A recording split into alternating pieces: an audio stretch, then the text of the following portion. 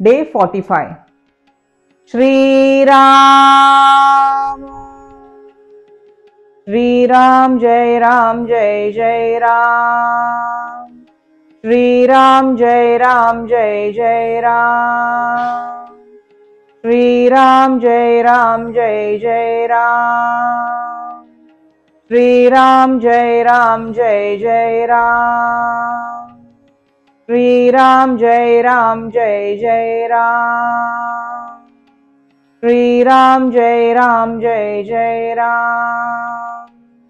Shri Ram Jai Ram Jai Jai Ram. Shri Ram Jai Ram Jai Jai Ram. Shri Ram Jai Ram Jai Jai Ram. Shri Ram Jai Ram Jai Jai Ram. Shri Ram Jai Ram Jai Jai Ram. Jai Jai Raghuveer Samartha. Shri Ram.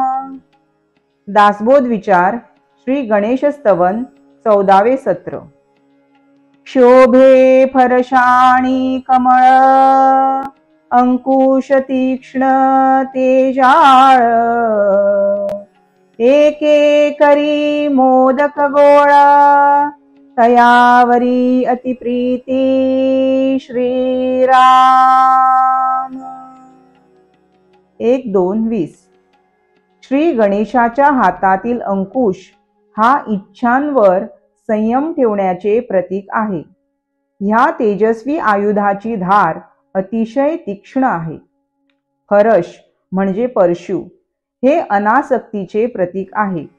हे तेजस्वी व तीक्ष्ण आयुध दोन्ही हाताने वापरता येते. तसेच एका हाताने पाशाने आवळून दुसऱ्या हाताने परशुने प्रहार करता येतो. कमळ हे पुष्प पावित्र्याचे प्रतीक आहे.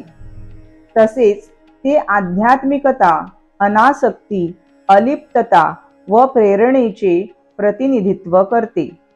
त्यास सृजनाचे उत्पत्ती स्थानाचे मूळ किंवा आसन असेही संबोधले जाते.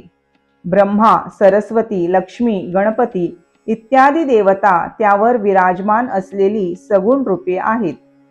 आराध्याच्या श्रीचरणांना चरणकमल, पदकमल, श्रीकमलचरण म्हणतात. तर नेत्रांना राजीवलोचन असे म्हणतात. विष्णू इंद्रादी देवतांना सहस्राक्ष म्हणतात. शास्त्रानुसार सहस्र म्हणजे 1000 कमल पुष्पांनी त्यांचे अर्चन अनुष्ठान सांगितले आहे. प्राणायाम योगिक क्रियामध्ये षडचक्र व सहस्रदल चक्रात कमळ पाकळ्यांचा आविर्भाव आहे.